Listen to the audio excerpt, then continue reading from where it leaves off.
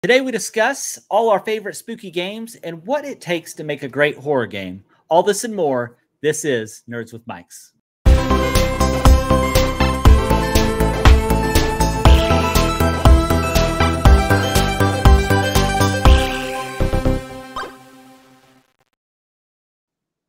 Hello and welcome. This is episode 157 of Nerds with Mics. I'm Travis. I'm Jared. And I'm Justin. Let's give a round of applause. I did it. Took me the second episbut I made it. I was on cue. It only took me bolding and increasing the font size of your name to get it done. But hey, it's done. But I want to welcome everyone to this episode. For those of you that are new here, we are a podcast about movies, TV shows, video games, technology, podcasts in general, and we dabble in other things from time to time. No diddying. We don't diddy, but we do dabble. So starting Johnson & Johnson baby oil on the tables around here. And just know that Costco doesn't sell baby oil, so that's a lie. I like how they just had to come out and say that real quick. They're like, we don't sell it. We don't sell it in bulk. We're innocent. Yep. Yeah, you can get it from us. Anyways, but you might want to look at Sam's Club. Anyways, but yes, welcome. Today, we have a packed episode once again. We're going to talk about some of our favorite spooky games. We're going to talk about some of the things that we think it takes to make a good spooky game. I think we all like scary games here, yeah? Somewhat? Yeah. Depends on the game. Okay. Depends on the game, yeah. But before we do that, as always, we always like to talk about what we've been up to. So, Justin, I'm actually going to start with you this week. Since the newness has already wore off of Jared, I'm going to go ahead and pass it over to you. What have you been up to? First, I agree. The newness has worn off. He's just old, damaged goods now. But sorry. So we watched a movie over the weekend called Long Legs, starring one Nicolas Cage. It was pretty good. Decent. It wasn't phenomenal by any means. It was pretty good. And then I started watching chronologically Lost, and then we got like 2 or 3 episodes in, and I was like, I should probably just rewatch Lost first because it's been a while. So we started rewatching Lost, and then we're going to go back and rewatch chronologically Lost, which, by the way, Lost just celebrated its 20th anniversary. So hard to believe. It is. There's a documentary coming out called Getting Lost. You can watch the trailer for it. They are not affiliated with us at all. I'm just really happy that there's a documentary about the greatest television show ever made. And yes, it is the greatest show ever made. And I don't care what people say about the finale. It was great. So just shut up. Keep your opinions to yourself. No one cares. Anyway, I've been playing. Jared, do you not like it? Oh God, I really didn't know that. Well, shut up and keep your opinions to yourself. I planned on it, but then you called me out. So no, I did not like it. Thank you, Justin, for giving the entire show or just the finale. Like, man, I loved it. It had a journey. It was a journey right up until the end. Whenever it's just, I felt the easiest way to describe it is I felt like it was wasted time. No, disagree. Hard disagree. Anyway, they lost me at the ending. Gotcha. No pun intended. No, it was intended. Completely, literally intended. I've been playing 2 potential Game of the Year winners in Astrobot and Final Fantasy VII Rebirth. I am just chugging along at Rebirth. And shout out to Connor, who he also has been playing it. We both kind of took a break. And then the other day, he sent a text and it just said, something crazy just happened. This is Game of the Year. So now I have to know. I'm just racing in Final Fantasy VII Rebirth. Yeah. Oh, okay. Whoa, that was awesome. I hope everyone Travis almost lost an eye. Yeah. It's got pink eye now, but better than cat scratch fever. Yes.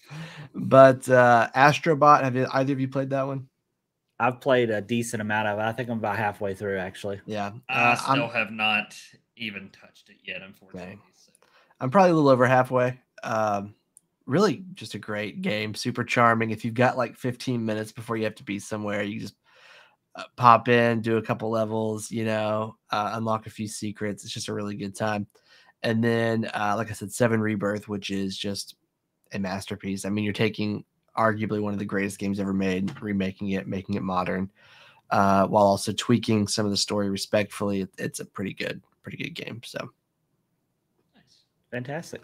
Is that pretty much your week? That's my week. All right, Jared, over to you, buddy.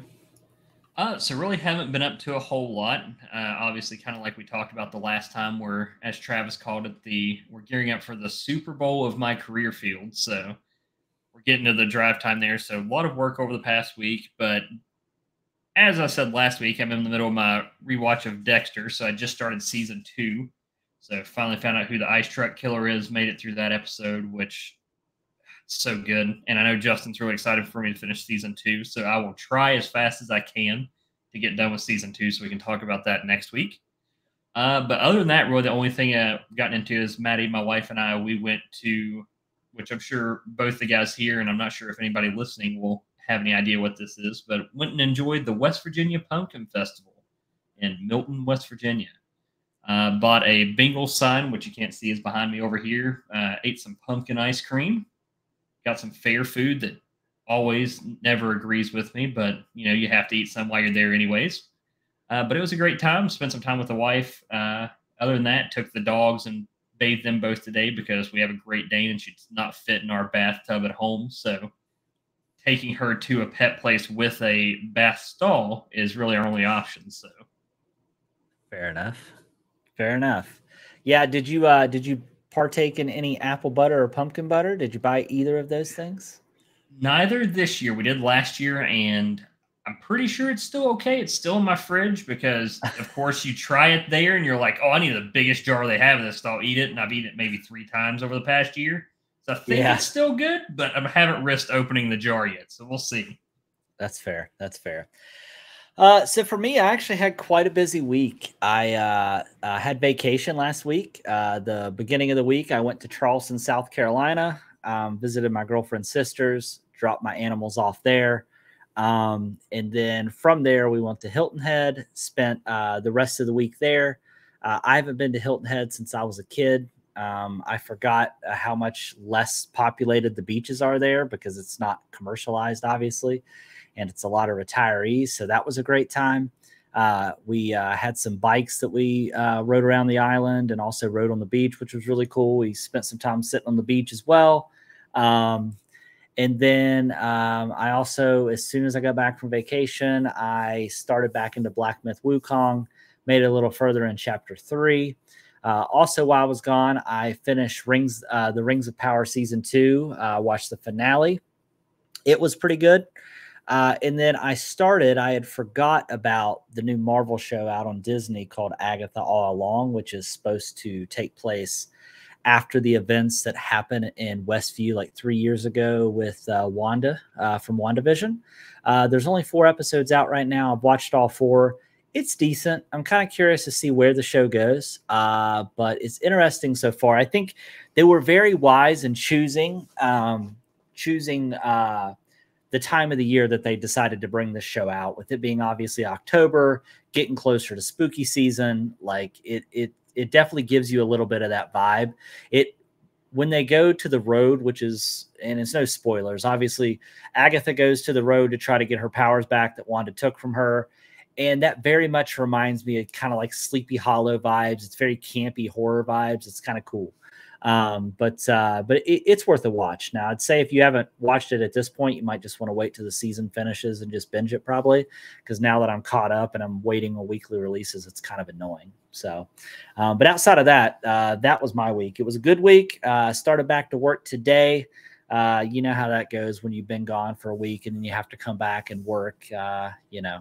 It's one of the worst Mondays you can have, right? So, but that's neither here nor there. Now, let's go in and get into some news. Jared, I know you have some news for us. I have a little bit towards the end, but what news do you got for us?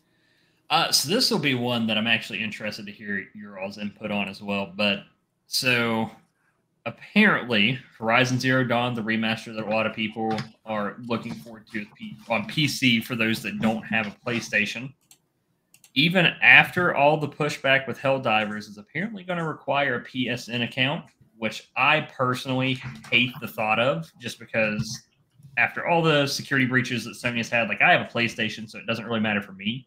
But some people who are a little bit more protective over their data or don't want to have another account to play something, I personally don't know why Sony's doing it. I'm sure there's some selling of your information out there somewhere that's probably got something to do with it or something along those lines for analytics.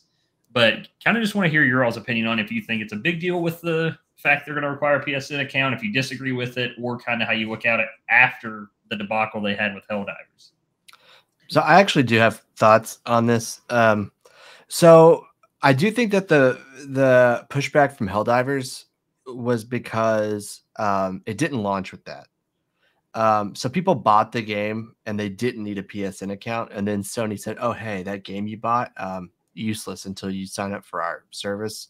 And it also like cut out certain countries. So like that was stupid. That was really bad.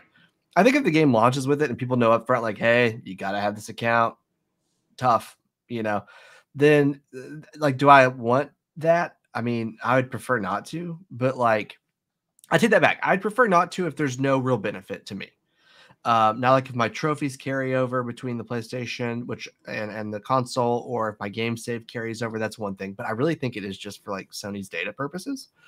But like if the game launches with it, like if Helldivers launched with that feature, nobody cares. Nobody bats an eye about this. At least I don't think they do.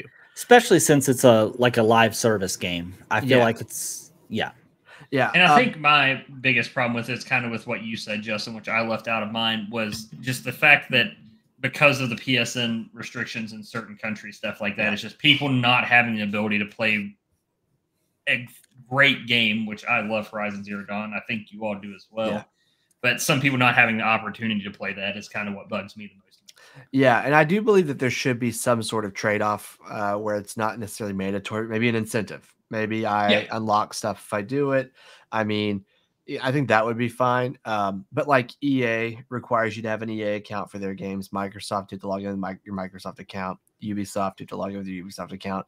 Heck, with EA and Ubisoft, you have to download their program on your PC, which is crazy annoying. But so like, I don't really think it's that big of a deal for this, just because like they're upfront about it. You like, don't buy it, like if you don't want to do it, just don't buy it. However, I just kind of feel like, the Helldivers thing was really crappy because like people bought the game, played the game, exceeded the refund policy, and then they took it away. That sucks. Yeah. I could imagine if it's not a live service game, it makes less sense to me. But to your point, Jared, where there's countries that have restrictions of PlayStation accounts, like for those people not to be able to play Helldivers that want to play, with people all around the world and that can't because it requires them to sign in with that.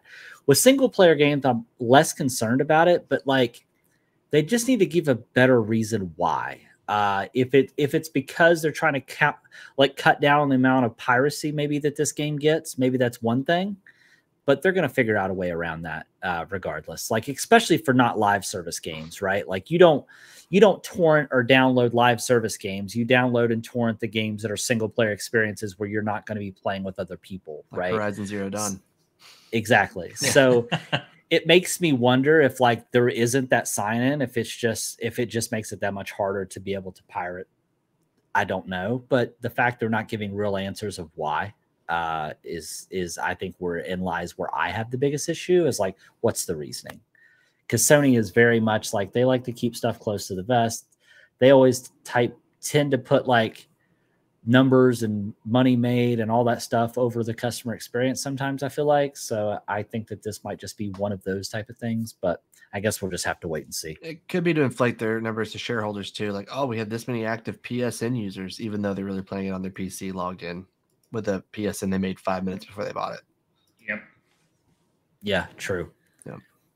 But I mean, moving forward from that, like I agree with both you all. Like, it doesn't bother me, especially where it doesn't bother me at a personal level, just because where we are fortunate enough to live in the U.S. where we don't have a problem with that. It just makes me worry about other people not getting to enjoy it. But moving forward, you all have heard me talk about Deadlock last week whenever I was in here, which I think, Justin, you've played it, right? But Travis, you have not yet? Correct.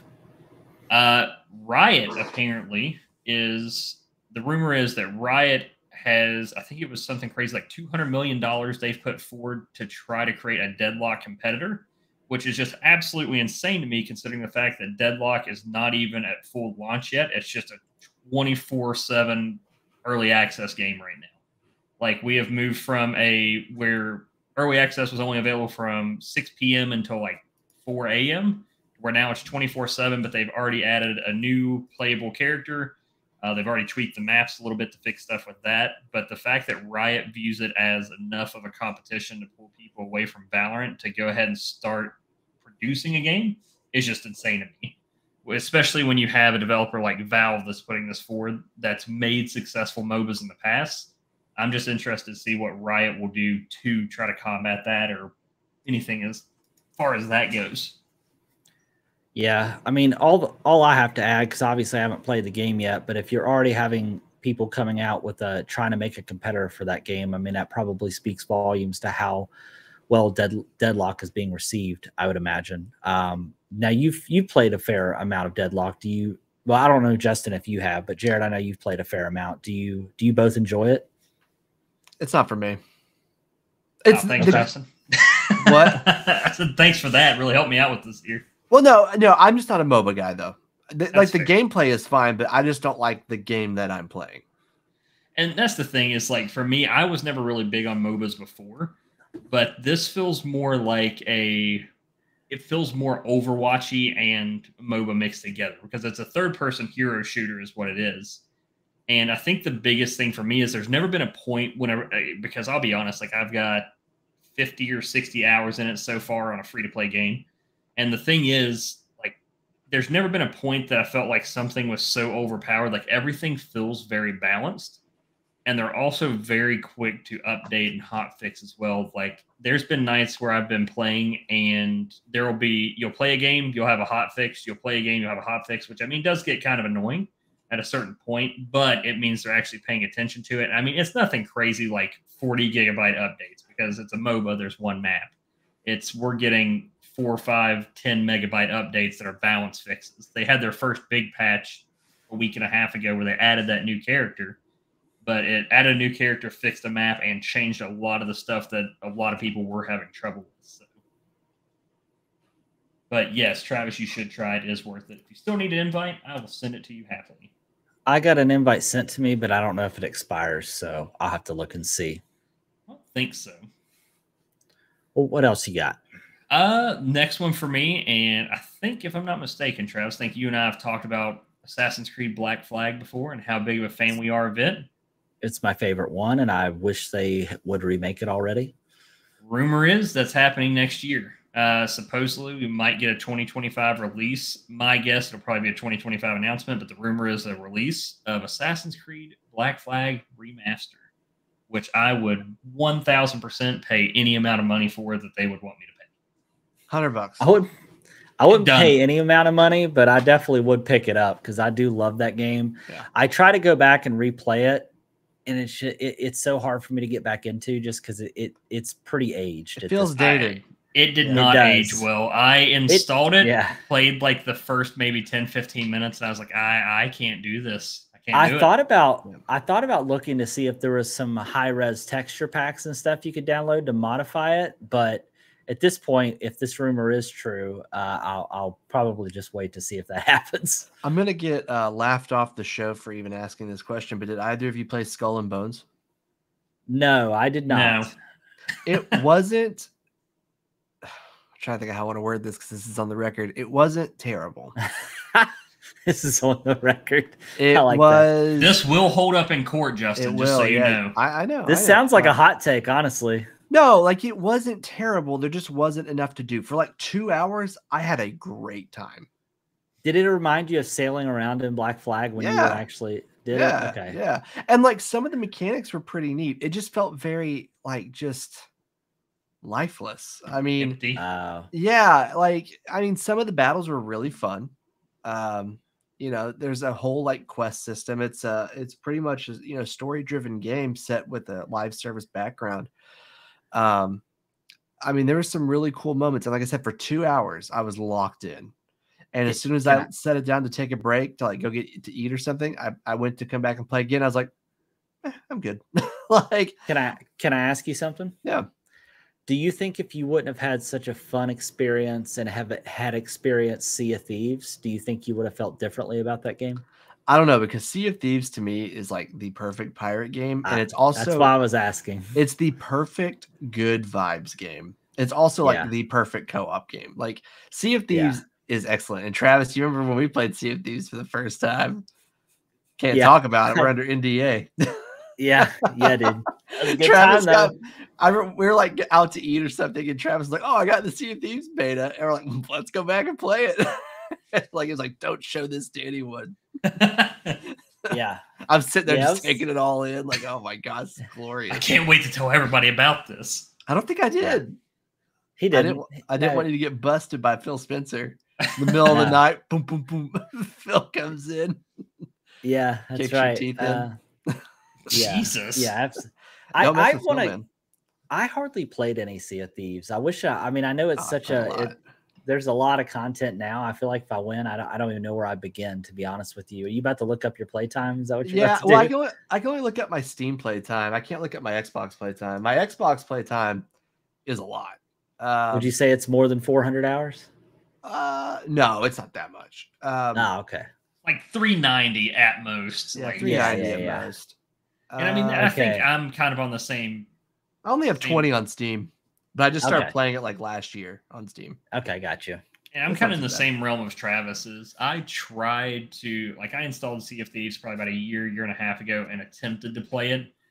But it was one of those things there was just so much going on and there was so much in the game that I felt that I didn't know what was going on and I couldn't figure out. I don't know who we're praying to right now, but Justin started this, so. Yes. Well, I have a question for both of you. He's going to do this. Listen, I have a question for both of you. Yeah. Did you, Jared, did you play with friends when you played it or did you play solo? I did play with friends, but they were friends that were terrible. Stupid experience. No, they were stupid good at the game, and I was terrible. So I just felt like I was doing nothing but hindering them. So I'm gonna tell you all. I'm gonna pivot if that's okay with you. I'm gonna tell you all a Sea of Thieves story of what makes this game a 10 out of 10 co-op good vibe game. Okay. My friends and I were playing. This has been a while ago. We pull up to this ship on an island. We act as if we're friendly. While they're chatting them up, I dip in the water, climb up their ship, hide in the bottom of it, right? And I do the sleep emote behind some barrels so they cannot see me. All right? They take off, my friends take off, and every time you go somewhere, it pops up on the screen what island you're at, right? So I'm able to tell my friends, we're at this island, we're at this island, we're at this island, and they're just packing up the treasure. Okay, they're just loading up on treasure. Share your face. As soon as this went from a very wholesome moment to I understand what's happening now. So. He's a stowaway at this point. Pretty much. So and a narc. So then they're like, okay, we're coming in. So they go to attack. Okay, I get up. I'm getting ready to go prepare my attack. As I'm going up the stairs, one of them's coming down the stairs. Right as my friend fires the sleeping cannonball at their ship, and we both get knocked out cold. And now we're sleeping for real. And we're both just it's a mad dash to who can get up first and shoot the other one in the head. But yeah, to me, that was one of the greatest just co-op moments. And yeah, I feel like it made our friendship better when we did that. Who beat out the other? I'm pretty sure we won that one. I think we sunk their ship and took all their stuff. Oh, so you didn't get shot in the head? Okay. No, we win a lot, I think, in that game. And honestly, it's not because of me. There it is. It's subtle not because, brag, but okay. Well, you let me finish. It's not because of me. Connor and Greg have way more time on that game than me, and they're a little more strategic. If it were me, I would fire a cannonball at everything that moved. And they're like, no. That tracks. That one, remember Splinter Cell. That's exactly what I'm sitting here thinking.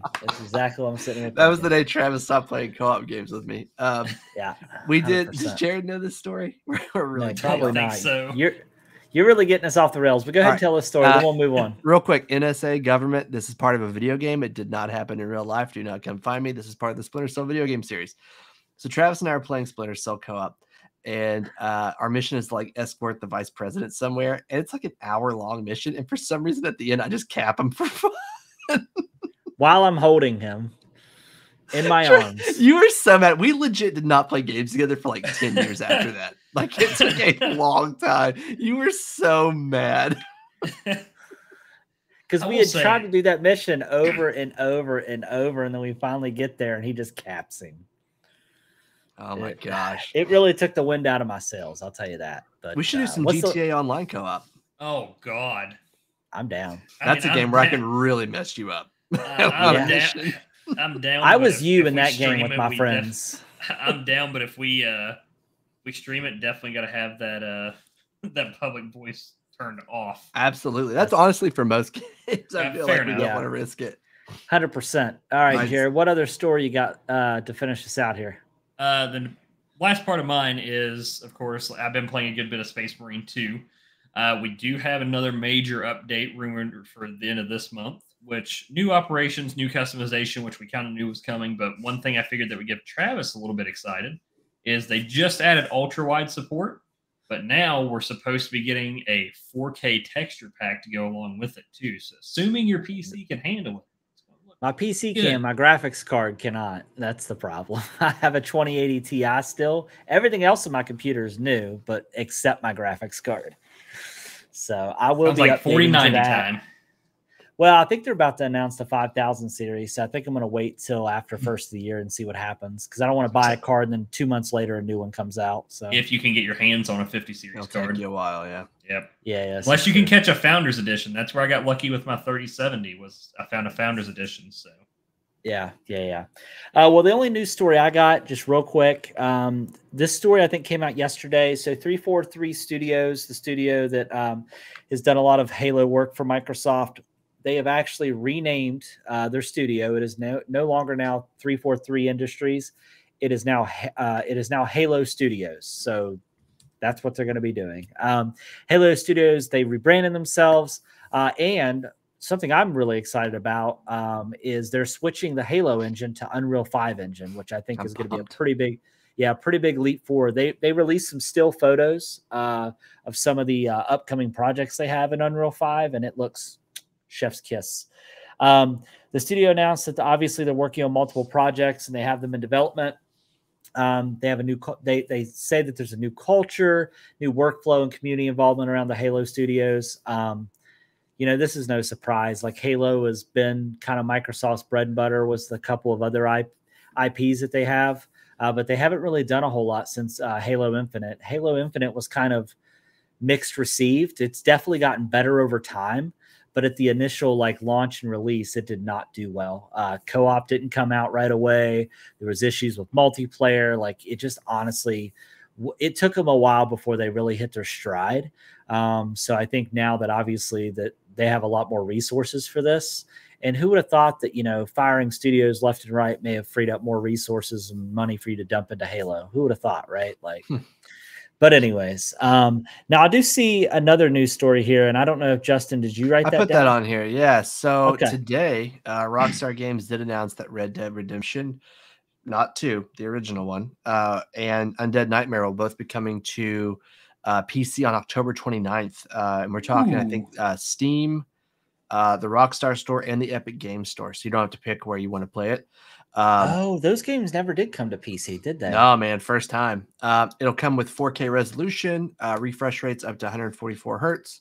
Let's go. We'll support ultra wide and super ultra wide HDR10. So yeah, I'm really pumped. I hope that we maybe get some online multiplayer with it. I know the original had a little bit. Hopefully we see a pretty strong modding community. Today I made a joke on the IGN comment section where I said, trolls. I said, thanks console peasants for beta testing this for me. And they took me, because PC Master Race people are always just I'll let the console peasants work out all the bugs. Obviously it was a joke, right? People took that way too seriously. Justin got crucified in the comments. Justin's the guy that likes to walk in, light a match, and then just leave.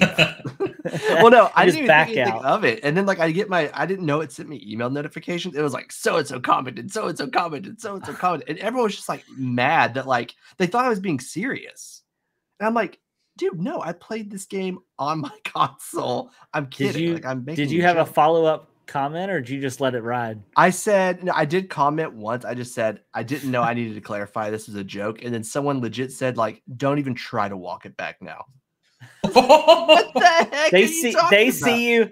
they see you like that GIF of Homer Simpson backing into the bush. I know. Like that's you, bro. I was just Dude, like the first IGN and comment last time section. I'll comment there. IGN's comment section is so toxic, bro. Yeah. But the thing is like the people that comment on their reviews too are very toxic. Oh yeah. Like I remember when the IGN did that review for that one Pokemon game where like they said that that there was too much water or something like that. And like from that point on, like any review, didn't matter if the game had water in it or not. Like people were just flooding comments with must have had too much water. Like, so that's pretty funny, honestly. Yeah. But yeah, so I will never comment there again. I was going to ask if you learned your lesson. Yeah. I just make an innocent joke. I didn't know that like I was going to trigger so many people on IGN. Not IGN staff, but like the people that read it. That's exciting though that's coming because I'll definitely probably want to play through that. So you said it will be coming with 4K texture packs or just 4K resolution? Just as 4K resolution. They did release a trailer. I mean, it looks a little bit better. I wouldn't say it has a 4K texture pack though. Okay, gotcha. They do have the Steam store up for it. Let's see if there is a price on here because they did not announce pricing in that press release. Oh God, I don't like the way price. I'm assuming it'll be 50. I think that's what it was when it re-released on Switch and PS4 last year. 50 or 40. Gotcha. That's kind of my thing too. Is I just hope there's some either like Travis said earlier for talking about Black Flag is either there's some kind of mod that comes out for it where just some updated textures because I don't know how that. I mean, I'm sure the 144 hertz and the 4K resolution will help a little bit. Yeah, but I just don't. I hope it's not like Black Flag where I sat down and try to play it because I love that game and just can't do it because of how it aged. Yeah. Speaking of some video games, Jared, do you want to share with our listeners how your experience was waiting to play the new Diablo expansion last night? Or is it still too fresh for you? Sorry. Before I even start, I just want to say I hadn't even thought about it because I actually got to play it last night and today. Hadn't even thought about it up until this moment, and I am livid again because of this, Travis. What happened? All right, so, don't worry, I'm getting there, Justin. I got to set up my chair for this one. Oh gosh, serious. So last night, here it is. I thought for as long as I was excited for this expansion, thought it was coming out today, the 8th, and I was like, okay, cool, I can play it on the 8th. That's fine. Then I go ahead, do my pre-purchase, have everything ready. Oh, they have a timer on Battle.net that says it's launching in X amount of hours. So it came out yesterday at like 7 or 8 p.m. So Diablo on their Twitter, or X now, I guess, is posting updates saying 2 hours until the expansion, 1 hour till the expansion. Hits the point when the expansion's supposed to drop. Nice little banner at the top of Battle.net that just says, sorry, we are conducting emergency maintenance on the Diablo 4 servers. Game will be unavailable until they are back up. So, okay, go check their Twitter. Shouldn't take longer than a couple hours. Expansion was supposed to launch at 7. I was finally able to play at 1 a.m. I was livid. But the little bit I have got to play, it's pretty good. Yeah, I need to get that expansion. It looks good. The new class looks real good.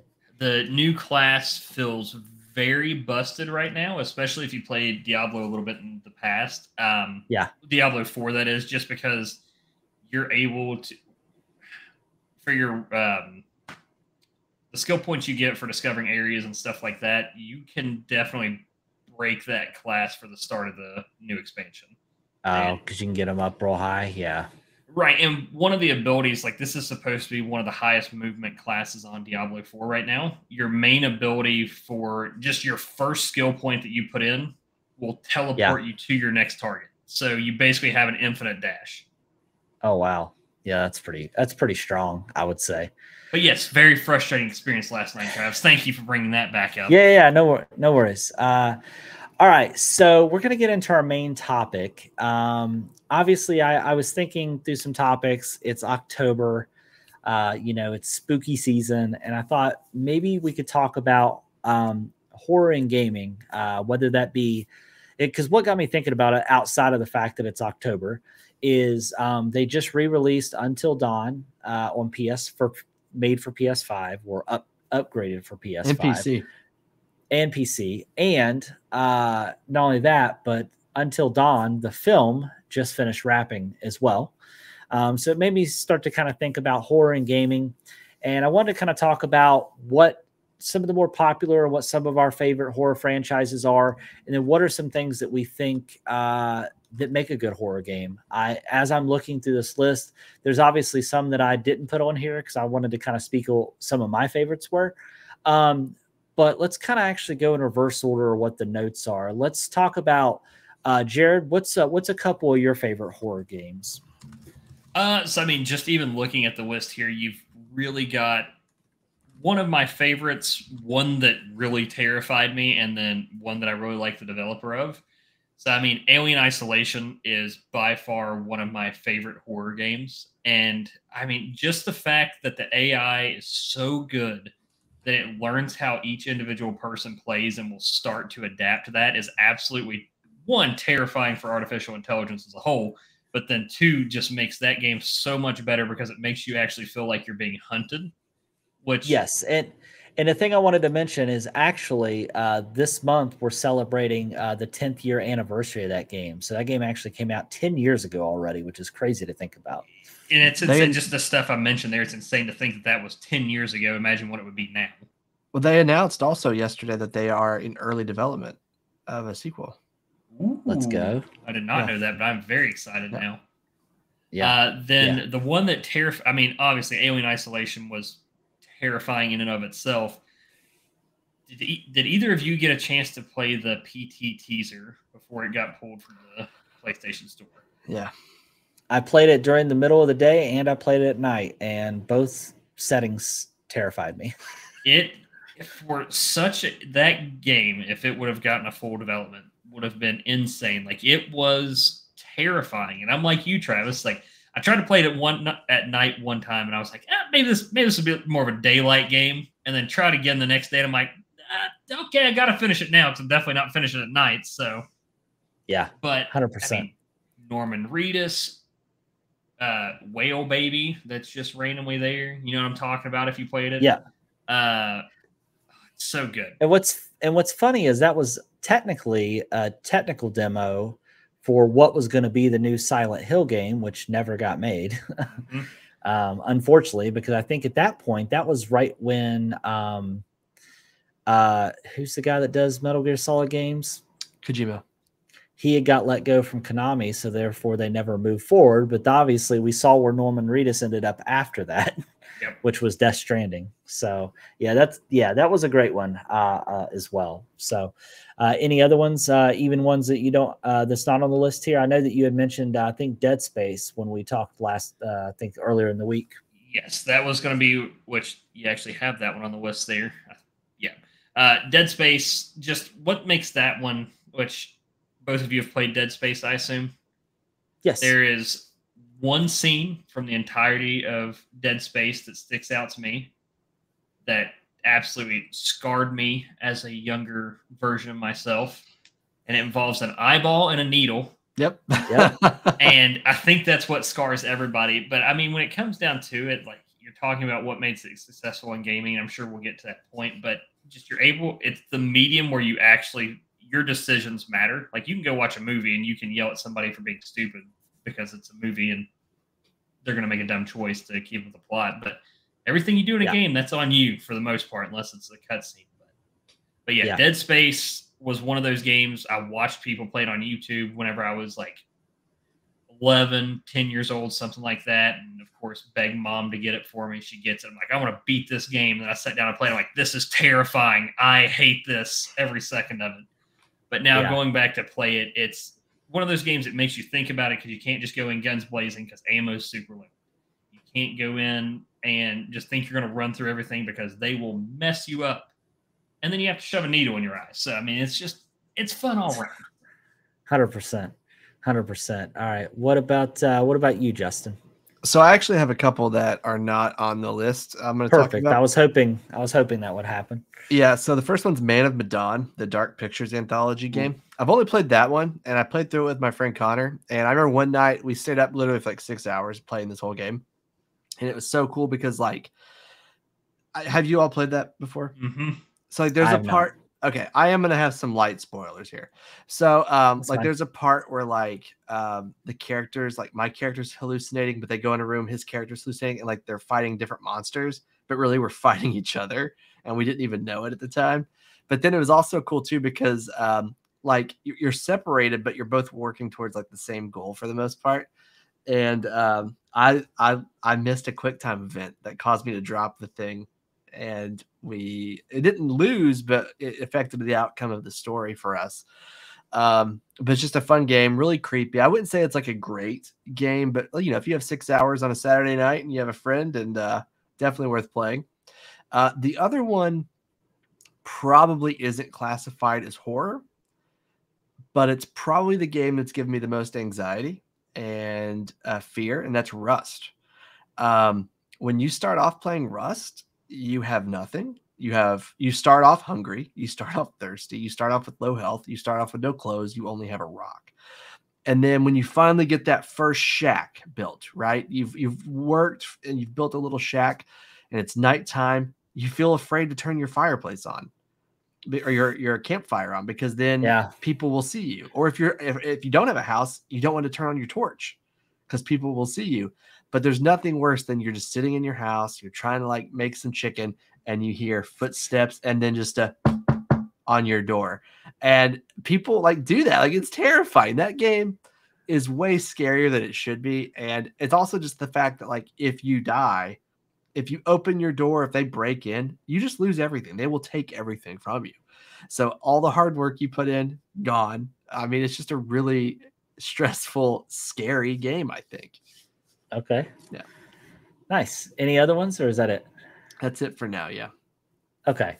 So I'm gonna so I'll talk about some of the ones that I don't have on the list, and then I'll go down this list that we have just real quick. But for me, I had something very similar to you had in Rust, but it was with the original DayZ mod. Very similar feeling for me. You know, not only you had the fear from real players killing you and taking your stuff, but you also had like zombies and stuff like that. So very much the same for me with DayZ. Also, The Forest, which I did not have on the list. I forgot about The Forest. Oh, being on a survival game, being trapped in an island with cannibals, exploring deep, dark caves with a torch, and sometimes the torch goes out. Sometimes you roll up on a figure that is made out of babies, just tons of babies and tons of arms. Just not great. Game. Yes, very much a creepy. I did not get nearly as much time in Sons of the Forest as I did The Forest, because I played Sons of the Forest when it was still early access. I need to go back and revisit that game. I was about to say the same thing, because I would love to play that game with you, because we never got to play Sons of the Forest together. But that was my problem. Is I played through the entire story when it was early access, and there was a lot missing, and you just kind of finished the game, and you're like, I don't know what any of that meant, but it's over now because I got a Steam achievement for it. So yeah. So some of the popular video games, obviously Resident Evil. I would say those vary probably in scariness, just 7, depending. man. Yeah, 7 is the top one, and then also I feel like Resident Evil 2 remake was probably up there as well. Some of them are just very campy and not so much scary. Like Resident Evil 4 is probably my favorite one, but I wouldn't consider it to be like scary. Although the remake makes it a little bit more terrifying, with just how much better they made the game look. You played 7 in VR? No, I have not. That sounds awful. That was the shortest amount of time I spent in a VR game. I was like, I am out. Like, this is not for me. Yeah, the Silent Hill series obviously was a good one. We talked about the Deep Space series. One thing I will say about Deep Space, I loved how they integrated your health, like your HUD, or Dead Space. Is I love how there wasn't like a whole HUD, like your ammo and your life was like the lights on your back. Yep. So like it was just very cool how they did that game. The Last of Us, I think, would be considered, even though it's post-apocalyptic and you're also dealing with humans as well. And I would consider that also horror a little bit. Until Dawn, obviously, we spoke about that. If you had a GameCube and ever played Eternal Darkness, Sanity's Requiem, That one was a pretty good one. That was the first game that I had played that actually had a sanity meter, where like the longer you spend in certain situations, like the more psychotic your character will become and the more things they would start to see. That's now been introduced in a lot of other games. Jared had brought up the PT, the playable teaser, obviously Alien Isolation. There's also a game called Amnesia, which I haven't played. I want to play it. It's called Amnesia, The Dark Descent. It sounds very similar to Eternal Darkness. It's on Steam. I think I saw it. Game's like 10 out of 10, I guess. A lot of ratings rated 10 out of 10. And I think it's only like 20 bucks, I think. And with Amnesia too, there have been a lot of like spin-off Amnesia games. And they're all different settings as well. So Amnesia, the original one was like a castle, right? Now there's even one, it's Amnesia the Bunker, and you're a soldier in World War I, and you end up in a bunker in the trenches, and you're being hunted while you're going through there. So dang, that sounds intense. That's probably the recent horror game. That's probably the most recent horror game I've played, and it is. I prefer ambiance scary horror games more over than jump scare games, but that is a jump scare game that I could definitely get behind. So. Yeah, and the last one, which I did play a fair amount of when I was younger on PS2, was the Fatal Frame series games, where you were basically going around taking pictures of ghosts. It was a camera that could see ghosts, and the way to help them like pass on essentially is like to capture them and stuff. It was pretty interesting. It was a different take. But yeah, so that's some of the more popular horror games that I think are out there. We would love to hear like if there's a certain type of horror game that you guys have played that you love, because I know there's a ton out there. I mean, we didn't even talk about like the 7 Days to Die, the Jason games, like a lot of those type of games that are out there where you're hunting each other and stuff. Those games can also, those are horror games as well, and kind of help a whole different type of anxiety, I feel like, when you're being hunted, right? Yeah, that actually reminds me, like Among Us, kind of. Like it's kind of silly and cutesy or whatever, but like there is like an element of tension and stress as like you're walking down the hallway and there's only one other person. You're like, oh, are they going to cut my throat? Like, what's going to happen? You know, I think any of those games where you're playing with other people and you don't know what their intentions are, they're always, and that goes for Rust, Daisy, any of those games where you don't know what the other person is going to do. Oh yeah. That in itself induces a lot of stress, I feel like, and a lot of anxiety. Yeah. People are trash. I feel like another game I want to add to my list as well that I forgot to, I don't know why I didn't think about it earlier, but did you all ever get a chance to play Lethal Company? Yes. Lethal Company. Oh boy, Travis, you need to. It is a very fun time if you can have 4 people. If you can have 4 people to play with. So the whole purpose of this game is you are basically working for a company that you have to go collect a certain amount of scrap from different random planets and bring it back. And if you don't meet your quota, you just lose, you die, right? Yes. But as you go through, you go to these different planets and they're different. So you have to be back before night, because if you're not back by night, you're just dead no matter where you are. But there's just so many just random different creatures that are all terrifying. Like there's one planet you go to where it's just a green blob that moves very slow, but just never stops following you around the whole map. There's monsters that are just, they look like giant nutcrackers, but they will come sprinting at you and then just pull out a double-barrel shotgun and you're dead.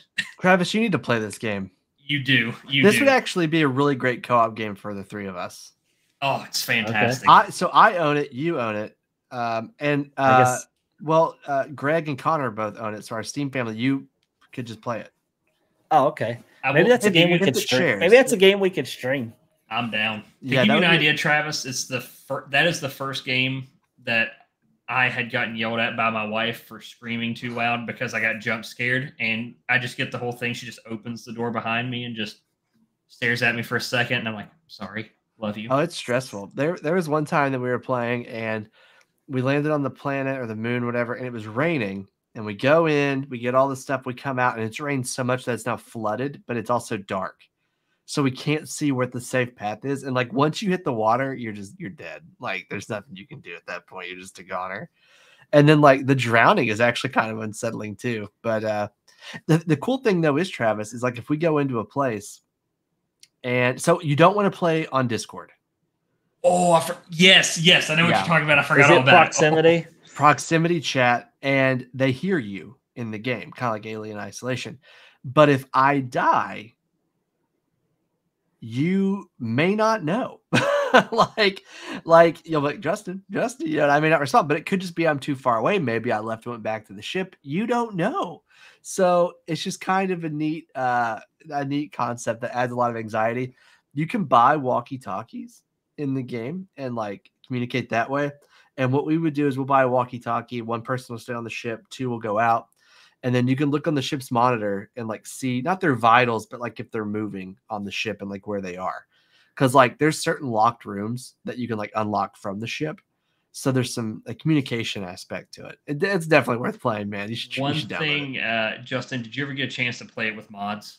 No, I didn't. No. So whenever you started talking about proximity chat is what made me think of it. There is a mimic mod. Oh, I've heard that. It is absolutely terrifying because I thought it was just going to be, it's going to grab random voice clips and throw those out there. But no, the voice mod is smart enough that it will recognize like you saying someone's name or like telling someone to come over here or something like that. And it will give your voice to, like, if I die, it will give my voice to a random mob. And then all of a sudden you'll, like, if I'm dead or if I'm on the other side of the map and you can't hear me, you'll hear me saying in game, hey, Travis, come over here and help me grab this. Or, hey, guys, there's a door over here, something like that. And you'll turn the corner, there's just a mob there, and it's just done. That's wild. Yeah, I want to play that game right now.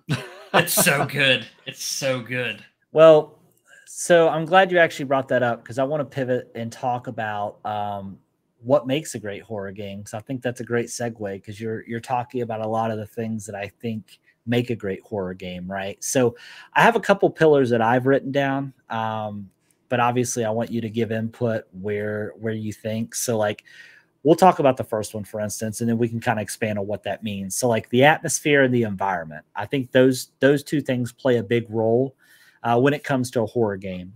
Specifically, when I think about those things, I think like sound design, right? A lot of times sound plays a big role, whether it's, you know, creepy soundscapes, eerie music, mimicking your friend's voice.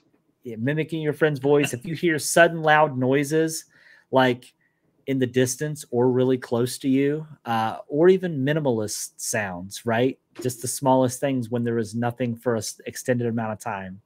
I think about that. I think about lighting, right? Like how you can play with lighting in different ways. Like if you see a faint light in the distance and it's maybe just a swinging above light, but that's the only light you can see, right? Like little things like that. And then also level design. Like when I think about, like you brought up Dead Space, right? Claustrophobic areas, right? You know, when you think about like spaces that are large and maybe dark, if you're in a desolate environment, like level design plays a big role as well.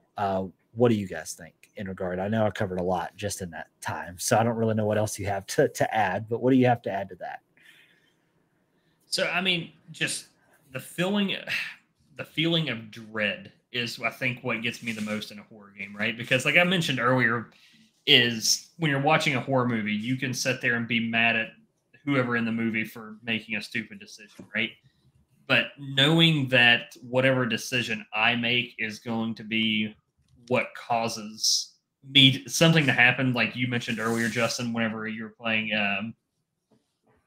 with your friend and you missed the quick time event, like yes. You're the reason you got that ending that you did. It wasn't scripted to end that. I mean, scripted to end that way, but you're the reason you got that ending, right? Yeah. And I think, like Travis said, like the biggest thing for me is if it's able to make me feel dread based off of an environment, it doesn't matter what the what the enemy or the monster is, right? So, I mean, we talked a lot about Lethal Company. I mean, there are some stupid enemies in there, right? So the green glob that just slowly tracks you around the map. But when you're in a dark environment with nothing but a flashlight and all you hear is a sloshing green gloop coming up behind you as you're in a one-way staircase, like that's dread, and it's just like, I'm screwed now, and then you're trying to get away. But I think one other big thing for me, and then I'll pass it over to you, Justin, is the limited resources like Resident Evil has, like Dead Space has, those just not being able to go in guns blazing. For example, like I can't remember the title of the game. It came out on like the Xbox 360, but it was a horror game that came out and Condemned. Condemned, yeah. And that was one of those games I didn't expect to put me on edge as much as it did, but it really did. And I think it was a lot of just limiting the level design and just a subtlety of, like Travis said, lighting and ensuring that everything has its purpose and it's meant to just terrify you. Yeah. What about you, Justin? I just think tension. That's such a big deal for me. It's just tension. So, like you mentioned, some of the Resident Evil games like aren't scary, and it's because some of them are strictly just zombie shooting games, right? But then you have a game like Resident Evil 7 that is pure horror and it's tense, and there's close up, gritty encounters, you know, that really stress you out, and like that's what makes a good game to me. Is a game where, like, I know in video games I'm supposed to die sometimes. Like I'm gonna die because I just fail an objective, but a good horror game makes me like afraid to die, I guess. Like, oh my God, like this is, you know, horror, you know, just, I don't know how to describe it. It's just that tension, that buildup that, you know, this character's life is actually going to end. So that's like the best way I can try to word it. I know it's weird and clunky. So let me kind of jump ahead. So like, the fourth one down I had on the list was story and psychological tension. That's what I had, because I think those things kind of go together. And with that, obviously with psychological horror, I think when games kind of tap into like what your fear is specifically, and also like different mental states, right? Like if you care enough about your character to not want them to die, that alone will just build the tension up. Kind of to your point, you know what I mean? So I think that is part of what creates that lasting impact, is like, is the story and is the character enough that you care enough about them that you don't want to see them die, where you feel like the stakes are high enough that like, I can't let this person die. Right. And you know, when I think about a compelling story, because one of the games I didn't even think about, Alan Wake, like I didn't even think about that. Oh game. Yeah. But with Alan Wake, like that's a very story narrative driven game, right? You know, is the story compelling enough narratively that really ties you and kind of takes you into that horror themed world, so to speak, to kind of help you have a deeper experience with that game. And I think the big thing is like the mystery and the uncertainty. I think that's also where tension can be built. And that kind of ties into the second one I have, which is like the unpredictability, right? Like you don't really necessarily knows what is going to happen. So leaving, I think, certain aspects of the story and maybe some of the ambitions for that story a little bit unexplained at times, I think can really be what provokes, I guess, the curiosity of kind of what you're about to experience. I know with Alien Isolation, they only give you enough to kind of like help you know how to play the game, but you're kind of pulling on that thread throughout the game and not really knowing what's going to happen next, right? And I think for me, that's where a lot of the tension comes from. If they tell you how, okay, here's the game mechanics, but we're not really going to tell you anything else about what you're about to experience, and you're kind of experiencing it all in real time. I think it is kind of like, to your point, what you're saying about the tension. Because I think for me, that's the thing. It's like, I'm not a big fan of jump scares. I've just never been a fan of jump scares. It's been more about the tension for me as well. So yeah. Now I will say, when it comes to being unpredictable, because I had mentioned that, I think a lot of times people lead with jump scares. Like that's like their main avenue of like getting you scared, is jump scares. When I think about the game, and I didn't have it on the list here, but it's become quite a franchise, are the Outlast. Is it called Outlast or Outlast Trials? Yep. Yeah. So like those games, when I think about them, are very much like jump scare games. Like they have a certain amount of unpredictability about them, but that's mostly because they lean into a lot of jump scares, I feel like, in those type of games. And and a lot of that gory combat where you're holding a pipe or whatever, and everything feels like weighted and heavy and just like kind of grotesque. I think about like the Dead Island games are kind of that way. You know what I mean? And I think also when it comes to unpredictability is like random events, right? Like, are there things that just happen randomly, or like, well, what's going on? Like, what am I seeing right now? Like, I think when I played Evil Within, I had a lot of those moments. Like, what is happening right now? Evil Within was one I was going to mention for one of the top ones up there for me as well. The second one, not so much. The first game, fantastic. Yeah. Now let me ask you, and this is kind of the third one, and I'll ask how if this plays a role for you in horror games, and if it helps build the tension. Limited resources and feeling somewhat vulnerable. Does that take away from the experience or add to the experience for you guys? I think it's dependent on the game. Yeah. For me, I'm going to say, I mean, I agree with Justin, depends on the game, but if you're going for a horror feel, now, if it's as long as it's not like one of the Resident Evils where it's a zombie shooter and it just gets annoying not having ammo at a certain point. But whenever I think of limited resources, like I'll go back to Dead Space again, right? Is you can't just go in guns blazing because the laser cutter or whatever the gun's called is really your best way to handle anything by removing limbs off of the enemies. But you can't just go in and expect to be able to shoot through 20 of them. Like, you have to be strategic, you have to be stealthy, you have to sneak, be aware of what's going on, with that constant worry of, am I going to have enough ammo to deal with this next one? It's not, oh, if I run into something, I'm going to be able to fight it. So I think that's where it adds to it for me. But to Justin's point, like I said, is as long as it's not to a point that just feels like it's getting annoying because, oh, I'm supposed to be shooting zombies, which I've been doing for this entire game, but now I don't have ammo, so now I just have to hit them with a baseball bat or something like that, right? Yeah. So, yeah. What about you, Justin? Yeah, I mean, in Rust, the lack of like resources is kind of what adds fear to that, but it's also more the other players. If I was by myself and didn't have resources, I wouldn't be as scared. But it's really just the environment surrounding me. I guess it just really depends. It really is just kind of game dependent on it.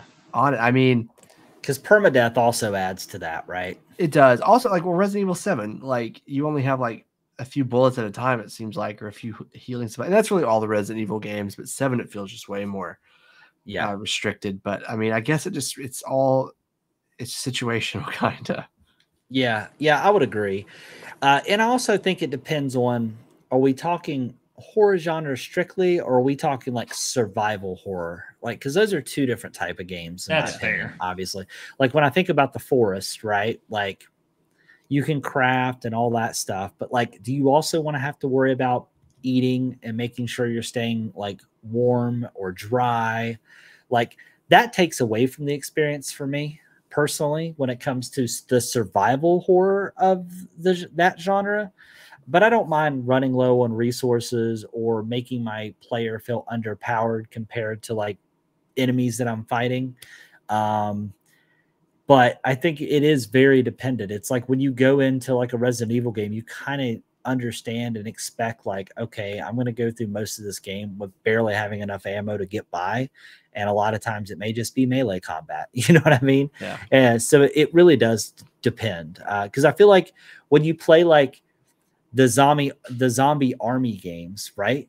Like, yes, those are kind of horror-ish games, but I never feel like I'm hurting for ammo in those type of games. You know what I mean? It's more so, can I survive waves and large groups of enemies?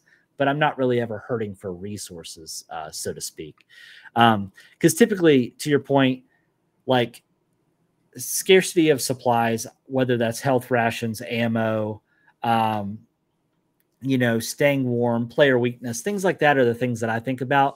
And to me, it's more about just like the overall experience as opposed to just feeling like I'm barely scraping by. That really doesn't really add any sort of tension for me. Because I also think about Last of Us. Last of Us is very much that way as well. Like you get enough to get by at times, and sometimes you may have to just power through, but it just is what it is. Yeah. And then anything else that you guys want to add to what you think makes a good horror game? And if you had to say, so anything else you want to add, and then after that, is there what would your top horror game be for yourself?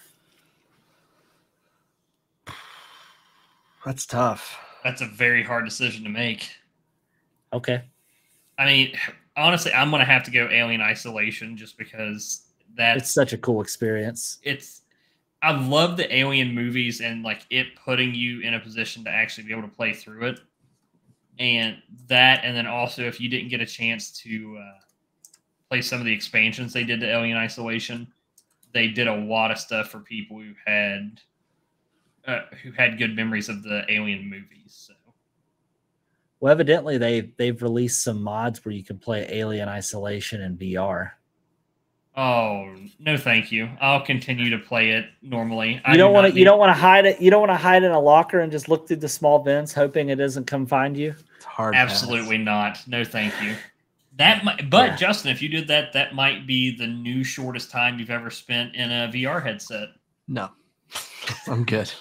He says still no. What about you, Justin? Do you have a favorite? I mean, you can say Rust if that's your. I mean, I've been repeating like Resident Evil 7 a lot, but I do feel like that is the scariest game I've ever played. Yeah, that one specific. Well, that and like Rust, because Rust, I felt like I was dying. And honestly, we mentioned a little bit ago, Lethal Company probably has the most audible screams out of me of any game because I mean, you just turn a corner and poof, I got to check this game out. Honestly, Travis, I'm telling you, I'm down to play it like tonight if you want. Listen, I would be down. It'll take like 2 seconds to download it. It has like Roblox graphics. No, it's like a blocky looking game. Yeah. Oh, okay. Is that the high risk, high reward game where you're trying to get a ton of resources and make it out, or that's not that game? Kind of, because you have to collect a certain amount or you'll just die. Like you have a quota to meet. You have 3 days to meet your quota. Gotcha. Okay. Don't ring the bell too many times. No, because it does the fun song if you ring the bell a bunch of times. What are you talking about? Oh, they did. Yeah, they did. Jeez. So for me, I don't have anything else to add. I don't think. I think the big thing is like the last thing I will say is like when it comes to story and it comes to environment, like are the monsters and the enemies memorable? You know what I mean? Like when I think about the forest, those enemies to me are memorable because they vary. Like I can't tell you the amount of creepy feelings I got. Justin, did you ever play the forest? Yeah. Because I know Jared and I played quite a bit of the forest together. I've actually played more Sons of the Forest than the forest. Okay. But I've gotten, and sometimes the eerie feeling I get is at its worst when they walk up to the edge of the forest. They just look at you, observing whatever it is you're doing, and they literally just turn the opposite direction and just walk off. Like that is when I find it the most scariest. Like it's because they're just observing me and they're just creeping on me, and they just decide to go do their own thing. Like that is what I find the creepiest to be. Well, there he went. But anyways, we'll just continue the conversation. Thanks there, what Justin. Happened? Thanks for. Oh, what do you mean what happened? You just disappeared. Oh, like it literally showed us all disappearing. What are you talking about? No, it took us out of the stream when you rejoined. I didn't do anything. I've not touched my computer. It must have just been like a network kick-up. Well, you need to fix your name. But yeah. Oh, yeah, I do. But anyways, so for me, that was probably the creepiest game for me is the forest. It's just because the enemies were memorable. Like I had some great times, some scary things happening in caves. I feel like the forest was some of the best crafting in any game I've ever played when it comes to structures and also weapons. I thought was really cool. But as far as anything else to add, I don't think I have anything else to add unless you guys do. You guys got anything? Or are you good? I'm good. Okay. Well, let's get into, I'm bringing back this section, even though last time I said I wouldn't. Mystery question of the week. And this time I'm going to do it a little different because I also want to be surprised by the question, which could make things interesting because I felt like I gave you all I let you off the hook a little last week because I went first and I don't want to do that again. So Jared and Justin, I need each of you to give me a number between 1 and 20. 9. 10. Okay. The number was 16. So, Jared, you get to pick a number between 1 and 50, and whichever one we land on, that is the question that we will be answering this week on Mystery Question of the Week. It could be a great question.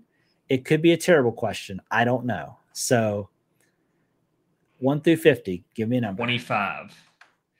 25. Oh, this is kind of a lame question. Most of these are all video game related. Okay. Except for this one. No, this one is. Do you prefer multiplayer games or do you prefer a good solo gaming experience? Like, what if you had to choose one over the other, what would it be? That's tough. It is. I'm going to go with single player experience. And while some of my most iconic gaming memories have come from multiplayer games, I feel like the ones that have hit me the most, like personally, and like have stuck with me are the single narrative player ones? games. Yeah, like when I think about like Ocarina of Time, I think about Mass Effect 2, Final Fantasy 7. Yeah, I think I'm going to go with single player games. Okay. I'm going to have to also go single player games just because a lot of like where I grew up when I was younger, this isn't going to be depressing. Like I didn't have any friends. Don't think that. But when I was younger, I didn't have the best internet at home. So I didn't have access to multiplayer games. So a lot of my childhood was playing like single player COD campaigns, playing Red Dead Redemption, stuff like that. Right. But don't get me wrong. I love playing with my friends. Right. But just being able to have a story game that's able to get me attached to the character in a game or sympathize with a situation in a game, something like that.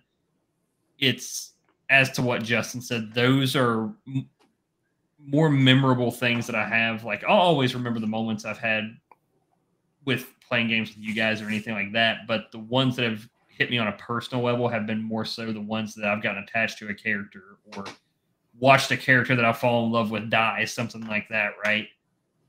Red Dead Redemption 2. But spoiler alert, jeez. It's been long enough, Justin. I know. I feel like if you would have asked me this question when I was 13 or 10 or 11 or 12, probably 10 to 15. Before the internet was made. I would have said multiplayer. And when I say multiplayer, I specifically mean like couch co-op experiences. I don't mean like online gaming with friends, anything like that. Like I miss couch co-op days. Like those days were some of the best days.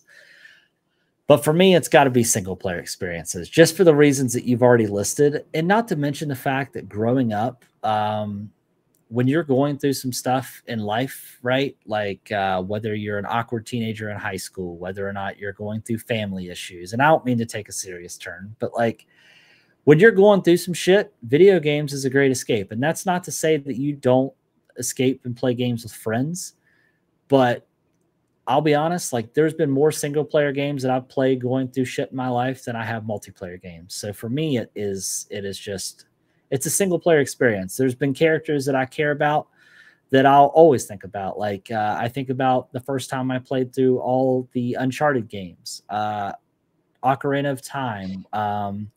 When I used to really play, like I always played the Call of Duty games for the campaign. I never played them for the multiplayer.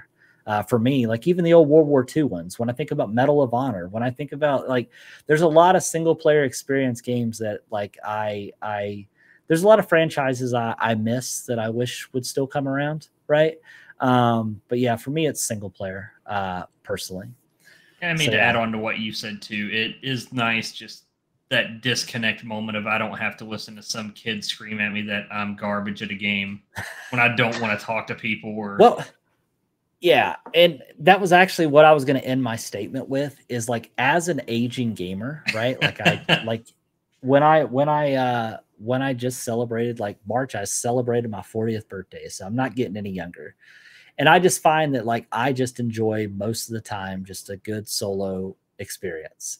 Now, however, there are games that are single player experiences that I wish were multiplayer experiences. To Justin's point earlier, like he's been talking about Astrobots. I love Astrobots. I want that game to be multiplayer, but it's just a single player game, unfortunately.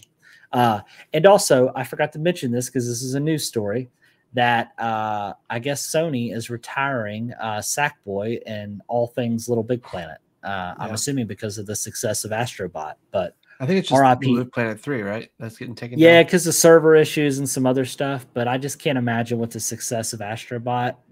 It'd be cool if they did a crossover though. Now that I'm here for. Because all I'm saying is Sackboy walks so Astrobot could run. That's all I'm saying. All right, so that was a good question. That actually was a way better conversation I anticipated just based on reading that question alone. So, all right. So, with that being said, it's time to get into what we're looking forward to. There you said pick of the week. No, fam. Looking ahead. So, Justin, we'll start with you. What do you got going on? You got anything to be excited about? I know you said that. Think you're going to be out of town next week, right? Yeah, this weekend we're going to see Hamilton. It's going to be in Dayton. Okay. Yeah, and then we're going to go to Kings Island and hang out. We'll just know that Hamilton will never be as good as the original cast, but it'll still be good. Okay. Are you taking your son to see it? Yeah. Yep. Is this going to be his first big production play? Yes, he's seen the movie, but he hasn't seen a play like that before. Very cool. That'll be a really cool. I'm way more excited for him than I am for you. Oh yeah. And also at Kings Island, is it spooky time? Are they theming out the park? And it is. I don't know. Our show's actually at 2:00 on Saturday. We got the matinee show. So we have all afternoon and evening, all evening to go to the park if we want to for Haunt. It's just last weekend. I guess the line was there was a line to get into the parking lot. So it's like, dude, if it's that bad, we might just chill and go see him. Have you been during Haunt before? Yes. Oh, okay. So you're already well versed in it. They have a thing that I guess you can put on if you don't want to be scared. No, I want to be scared. If you just okay. Well, I just didn't know if your son likes being scared or not. I didn't know. No, I'm just kidding. I'm kidding. He when we actually took him one time because he wanted to, and he was like, I want to do a haunted house. I want to do one. And we took him in, and immediately he was like, up, and his head down the whole way. Like he would not look at anything. Poor little buddy. He hated it. Oh, okay. Well, all right, Jared. What about you, buddy? I mean, really the only thing I've got. I didn't realize I made you say earlier about your experience, and now seeing that you're looking ahead. So that's my bad.